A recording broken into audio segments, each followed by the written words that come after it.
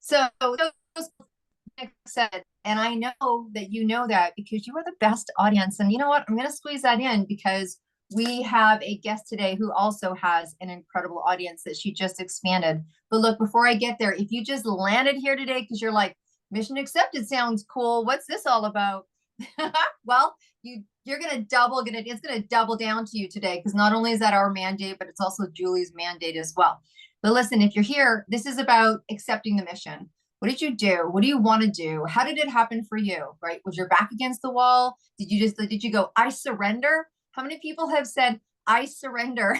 Had no idea what you were surrendering to, or finally the gut feeling got so loud that you were forced to bring it to the forefront and start walking that path inch by inch, or maybe you just completely jumped into it.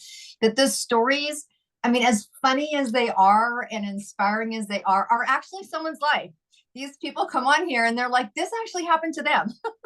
So you're like, whoo, right? Anyways, thank you so much. You guys have been sharing, you've been commenting. I had a great call this week from a woman. I'm like, yeah, absolutely, call me, telling me that we are her yoga show, that when she does yoga, she puts on the Mission Accepted podcast and she, doubles down. So that's awesome. Anyways, so what am I going to say about you guys today? Because I always call you something good. I'm like, you're the kind of audience that likes to rise up. You're the kind of audience that likes to rise up. It reminds me of that song. You guys know I can't sing, but I'm going to, right? Remember that song, like Parachute Club? Rise up, rise up. Okay, that's what you're going to do. You're going to be jigging and jagging with Julie today on Rise Up because she's got an incredible show. You've seen her before. She's the kind of person that you bring back because guess what? She's upped her game. She's upped her game since the last time that you saw Julie. Not only was she inspiring others, and oh my gosh, if you can see her, I know those of you that are watching the video, you got to watch it if you're just listening to the audio. Oh my gosh, she just had a little surprise there for you. But since we saw you last, Julie, you've added a lot about resilience, rising up, right? And you have expanded your business to include a television show. You now have your own television show. So look, why don't you tell us a little bit for those that don't remember who you are, kind of how you had your rise to the top, and share with what you got going on, girl. Woo, that's a loaded question, but I am so excited to be back for take two, right? Because I just love your energy and I love, your mission and to give everybody a voice because I think that that is really what everybody needs. I have been so passionate, especially this year, in everybody getting their message out there. And so that's one of the reasons why I started a television show. And I started that back in, oh gosh, last year, 2022. Like I went for my first taping in August and season one released November of 2022. And it seems like it's always been part of my journey. So that's why I had to sit there and think for a second, like, gosh, it hasn't even been a year that, I've been out there making a television show happen. I'm like, I don't know. It's like time really doesn't wait for anyone. But, the premise of the show is giving people a voice, a bigger platform to share that they have not let obstacles and challenges stop them in their pursuit of creating a life of their dreams. So it's all about resilience. People who have been knocked down over and over and over again, and they continue to rise up. They rise up loud. It's like, I have a saying, live life out loud, because that's what it's about. Like, don't let anybody hold you back. Don't let anybody tell you that what you have to say isn't important. And if they are telling you that, then you need to talk to either Deb or I, because we'll get you on one of our shows to go ahead and voice what you have to say. Julie, let's unpack that for a little bit. And I can imagine that it must feel like just an extension to you that you've been doing it forever because you are that person that does you're the long game. You're the long game, right? And so things just organically happen and it feels like we've been doing it forever because I think the premise of your mission has always been to help encourage and get other people to stand up and do something amazing, which you have done.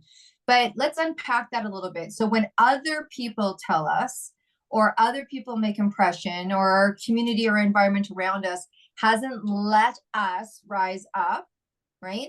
Then what's going on for people on the inside? Like, I know that you like to unpack that a little bit because sometimes it's not other people. It might have been other people when we were young, a teenager, or this or that. married to him, married to her, whatever it is. But we get left with some stuff. How do we rise up when part of us wants to go here forward and part of us stays here? Like, what's that about? Listen, it happens to all of us. That's what I'm going to say first and foremost, right? Because as many times as I've taken steps forward, I have gotten knocked down and, thrown backwards, and maybe thrown backwards quite a bit far. And it's just the decision that I make all the time that, okay, I'm not going to let that stop me.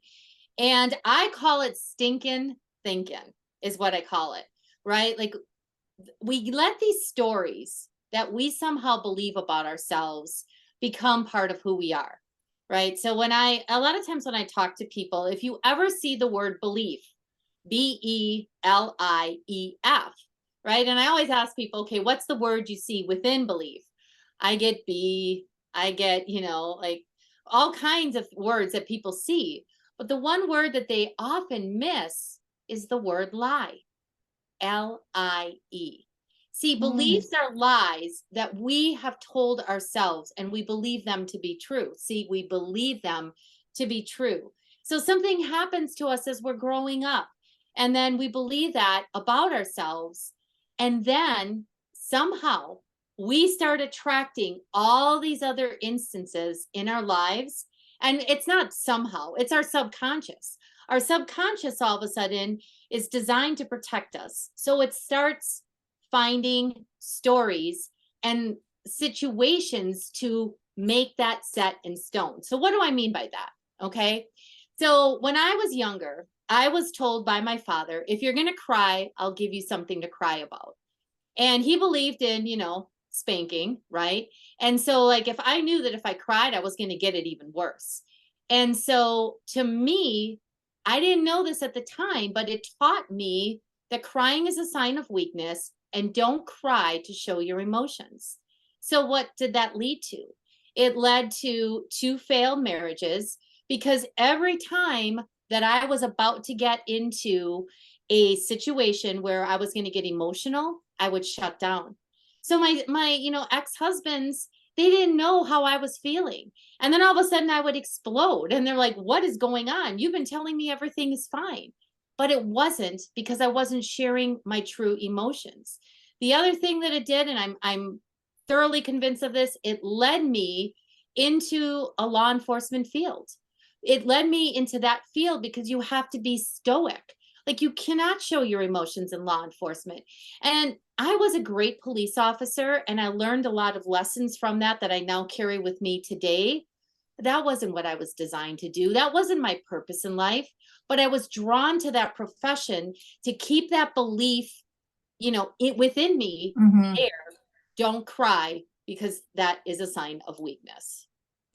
I think there's a lot of people that can relate to that. And that's what I mean by unpacking it. We all have our look, two people can have the same situation happen and come out of it with two different views. I mean, that's the interesting part of it as well, right?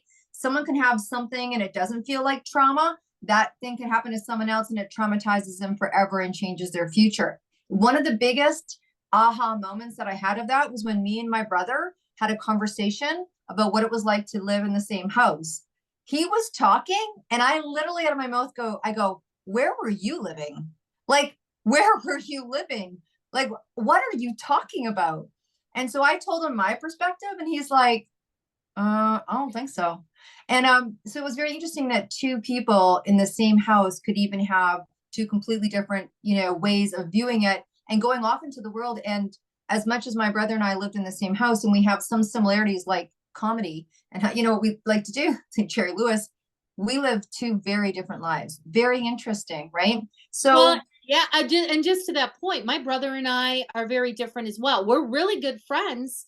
We talk almost every day, every other day. We're always checking in with each other, but we are as different as night and day. Like, I'm the adventurous one. He's not so adventurous. Like, he worked for like 20 years at a job and he didn't like it for a while, and it took him a lot to like leave and go and do something else. And here's me, okay, that's a great idea, let's run with it. Right? For everything I say yes to, he's probably saying no to. yeah, yeah, no, true. So Look, your energy and your excitement for life is a little contagious. So I can hear my listeners going, what's next? What's next? What's, how can I have that? And how can people have that? Like straight up, how can people start to design? Like, how did you design this life? How did you know what to say yes to? Like when you think about designing what you've got in front of you and how you get to platform from that, I mean, you were an entrepreneur, well, you were in the forces, right? And to venture out. So let's go back there a little bit from going from the forces, venturing out into your first aspect of your business. Was there something that you can share with the audience that made that possible for you? Well, the catalyst behind it was twofold. So when I was in law enforcement and I was a police officer back in Milwaukee, Wisconsin, and then I moved out here to Arizona 21 years ago, and I had every intention of going back into law enforcement. Like that was what I knew, and I was good at it. However, my mom was diagnosed at the age of 59 from early onset Alzheimer's. And 2 years later, she passed at 59. Now, it opened my eyes, I guess, to the fact that two things happened. My mom died with her dreams going to the grave, as well as my dad, who was still alive. But now he had lost everything when my mother passed because they were of the age and the generation that said, you wait till retirement. Like we live a life when we retire. And again, when you retire or you wait, you don't know what is going to happen. See, we all have an expiration date. We don't know when that is. Like the hardest thing I had to do as a police officer was give death notifications, tell people that their loved ones weren't coming home. So when I lost my mom, and then 30 days later, I lost my grandmother. So two strong, influential females in my life.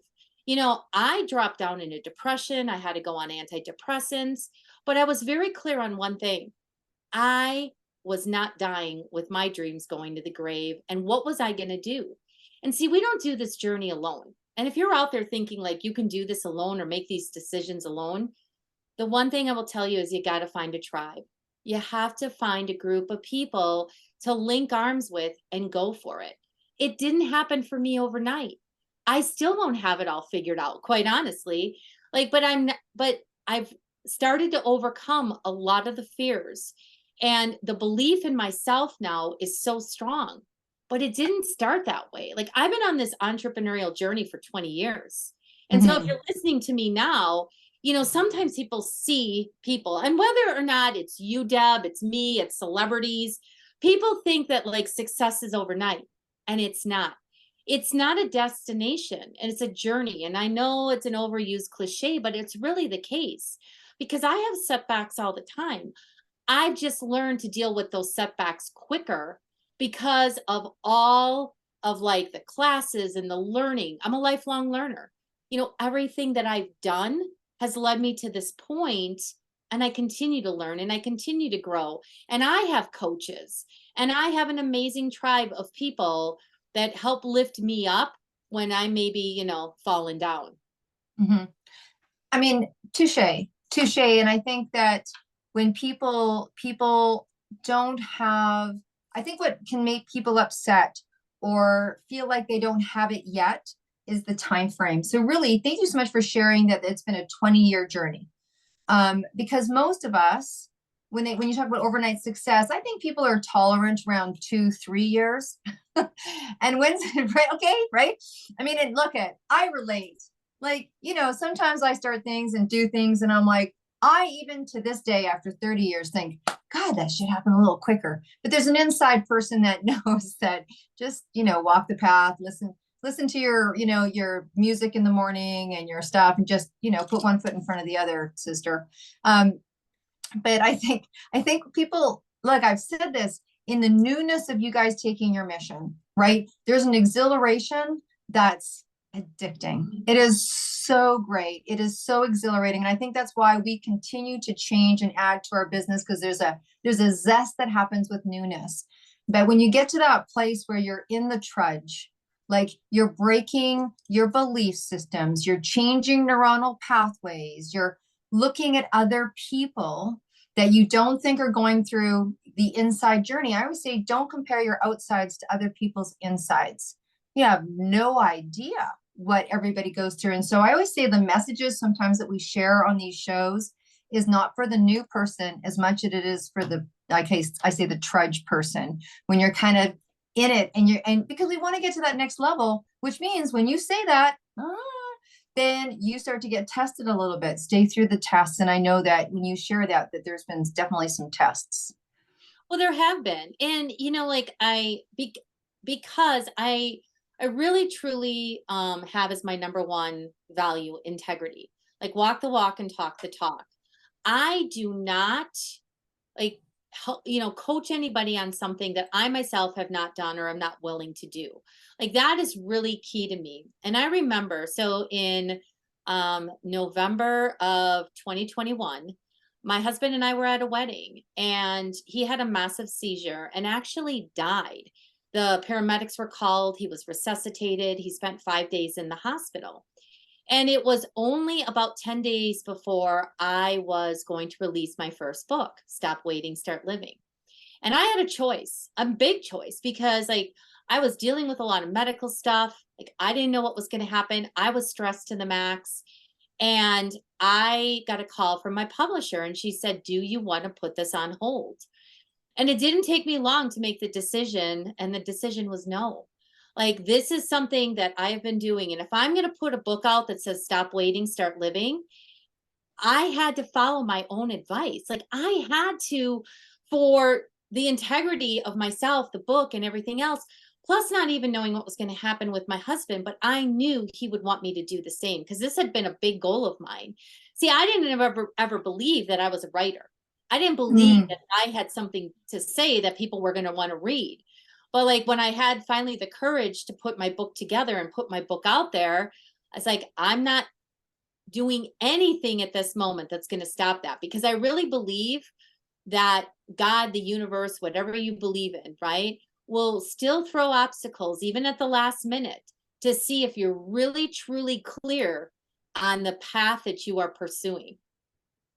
Nobody Oh, said life was going to be easy, like, but it can be fun. And it's what you make of it, right? And there are moments when it's going to be easy. And when it's not, it's like, okay, who can I call in for support? Like, who are my people? mhm. Everybody's got that tribe of people that, if you were in jail at 2 o'clock in the morning, you could come and they'd come and bail you out. And if you don't, I always tell people there's always room in my tribe for more people. Yeah. Touche, touche. Very, that's wow, very interesting. Very interesting. It's the perspective, right? It's the perspective of what we see happening to us in that moment or that time or that week.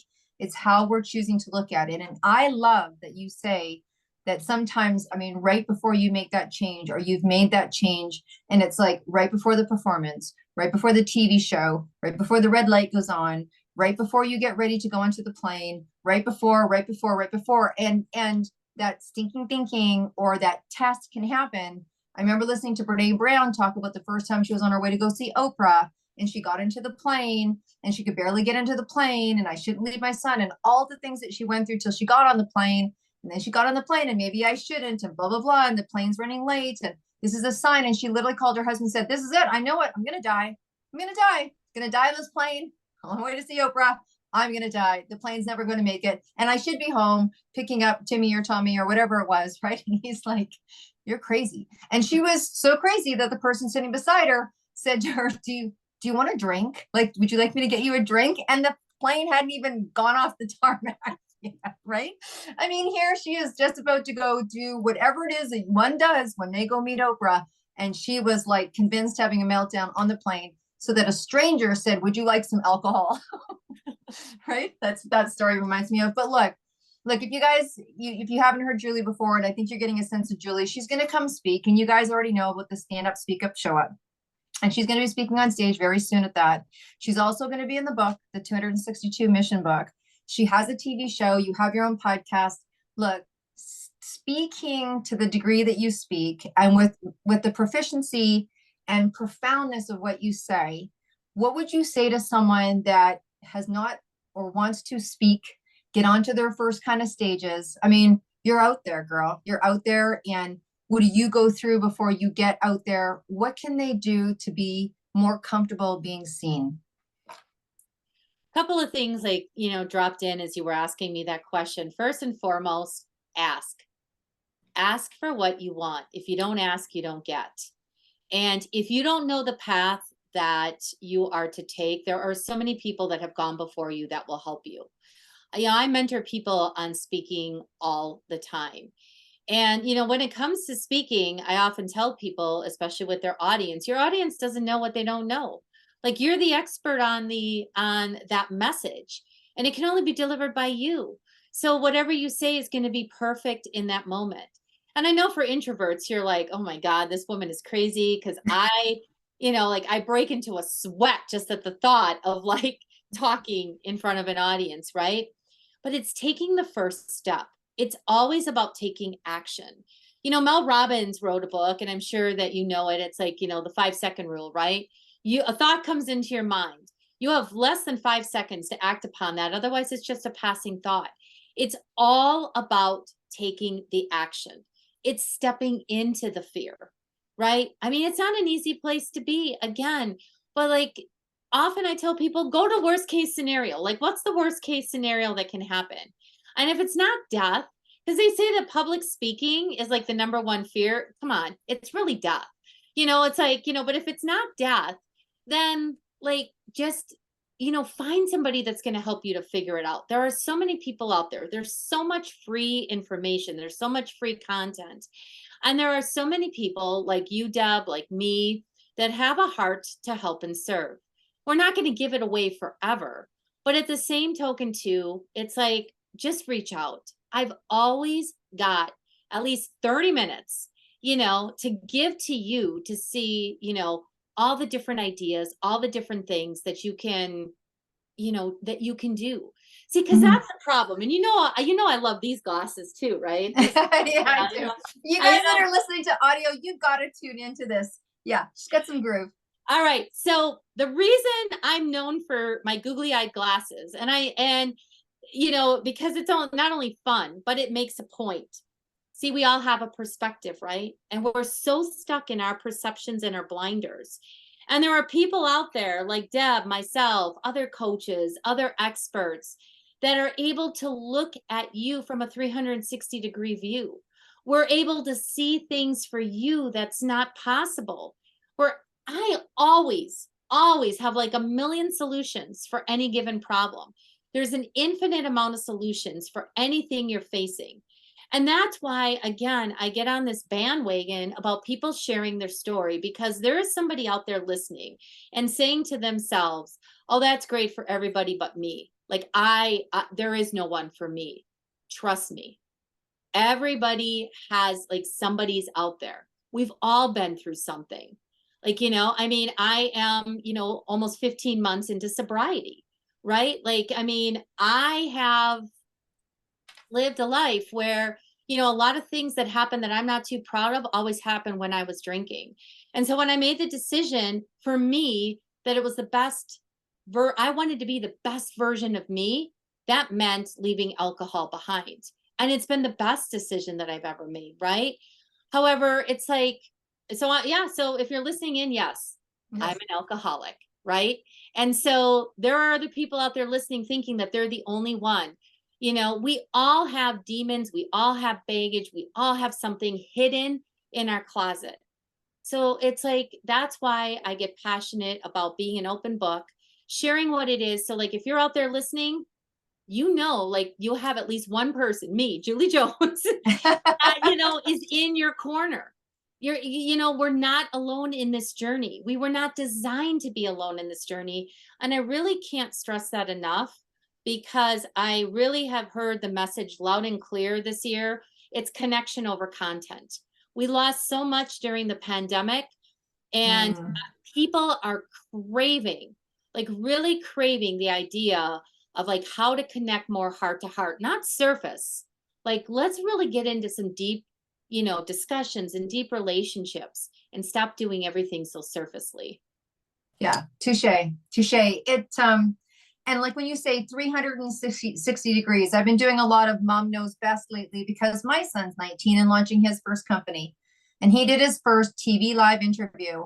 And for 3 days, all I heard is, I don't want to go, mom. I'm like, I know. Talk to you tomorrow. I know. Pick you up at 11. I know. And that's what you need, whatever it is, whether it's getting on stage or whatever it is. It's like having someone that can listen to you, hear you, and push you forward anyways. And there's tools, there's people, like that's why coaches are needed. And I got him a speech coach, and that's all great. And rehearsing lines before, like no one says you have to go into this blind. You don't, if you go on to Julie's TV show, you're not going to show up in your clothes that you got there in. You're going to like shake it off. You're going to run some lines. You're going to go through the conversation, maybe rehearse them for a week or two before you go. Right? I mean, you can also be prepared. Like getting prepared is where probably your coach comes in the most. And, having someone that's going to go, yeah, do it anyways. Okay, we're going. Right up to the time we walked in the door, he's like, I don't want to go. I'm like, I know. Christine, may I introduce you to Ocean. Ocean introduce you to Christine, right? So if you have someone like that, just like Julie said, and she's got a tribe waiting for you. Look, you're not the kind of woman that I'm going to ask, what is it, something about you we don't know? Because you are an open book and you have absolutely shared. But what's something that's on your bucket list? I mean, what is someone who has a TV show, a booming career, expansion of life, have on her bucket list? I'm actually have a clear intention that I'll be speaking in Madrid, Spain in November. And there's a conference. I'm a part of a BNI, and there's a BNI international conference, and I've put it out. My name's already been submitted. And so like, I love to travel. So like for me, it's about traveling and sharing my message around the world, right? Because again, so many people are going through the same thing. It doesn't matter if we all don't speak English, we're in a different culture, wherever it is. Like, I really want to share that message with the world. And I also want to have an animal rescue ranch with, any kind of, rescued animals, like animals that are not wanted. But the premise behind it will be to bring children that are also unwanted, like in the foster care system, that they can come and learn about unconditional love at my animal rescue ranch. Oh, see, this is what I love about when I ask people to say what is on their bucket list, because this is how it works, people. I was just talking to an incredible woman yesterday. She's a colleague of mine who's writing her book, Drive to Rescue. And it is about animal rescue. Of course it is. Now her love is dogs. And as we were talking and the 5 of them were, she lives in Washington, got on a plane and flew to Texas, said to her husband, I'm going to Texas, I'm bringing back 5 dogs. She's like, please stay married to me. And she brought all these dogs home, and she's writing a book called Drive to Rescue. So you guys gotta, you gotta lock arms. That's how this works. Okay, look, I have a special little question for you that I'm keeping, but before we do that, before we wrap up, look, you guys, I've already told you where you can see Julie on our platforms, but Julie, where can people reach you, one? And is there any final message that you want to share to anyone that's listening, taking the mission, thinking about taking the mission? What's your last message for us today? So the easiest way to connect with me is juliejones.biz, B-I-Z. I'm the one and only. And, and I'm sure that, the information will be in the show notes, and you can connect with me on all different social media platforms. And if you go to that website, you can find everything as well. My message is this, which goes along with mission accepted. I believe that all of us were put on this earth with a purpose. And I know I said this before, but I think this bears repeating. You have a purpose and a message that only can be delivered by you. And it doesn't matter whether you get on stages or whether you're in your own community, sharing your truth and sharing that message, because it has a ripple effect. See, I'm all about kindness these days. We've lost that somewhere along the line. Like, people are angry. And, simple things like making eye contact, saying hello, giving someone a smile, instead of having our phones in, or, our head down in technology and in our phones all the time.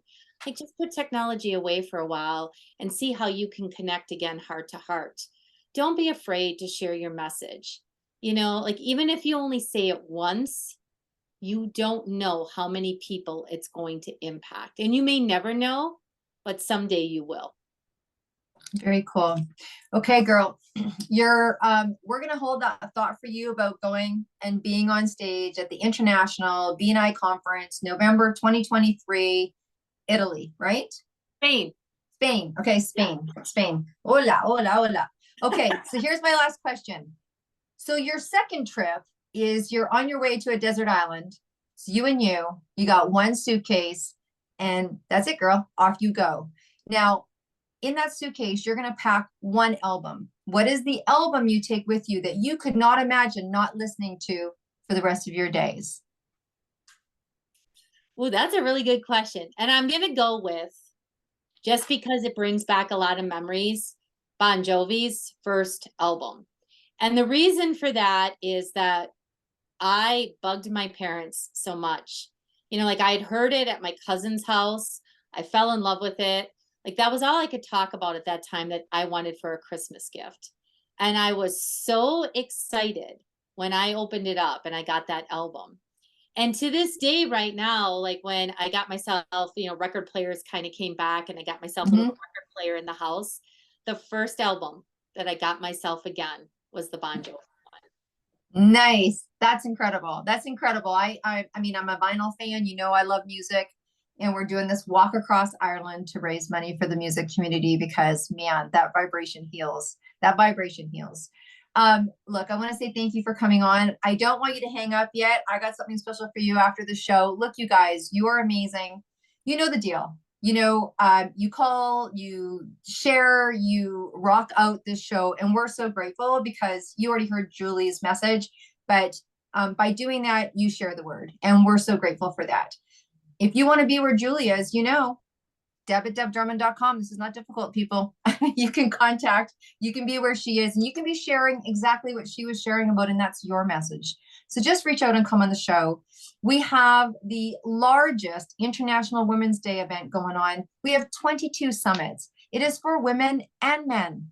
There is men that come on, there is women that come on, women speaking, sharing the word of what they're doing, their passion, their project. Tap into that. I can tell you it's a one-time project that's lasting 2 years. So get on the train, because gosh knows what we're going to be doing after those 2 years. Thank you so much for listening. You guys be well, stay groovy. We'll be talking again in another few days. And Julie, thank you so much for coming on Mission Accepted. Oh, thank you. All right, guys. Bye for now.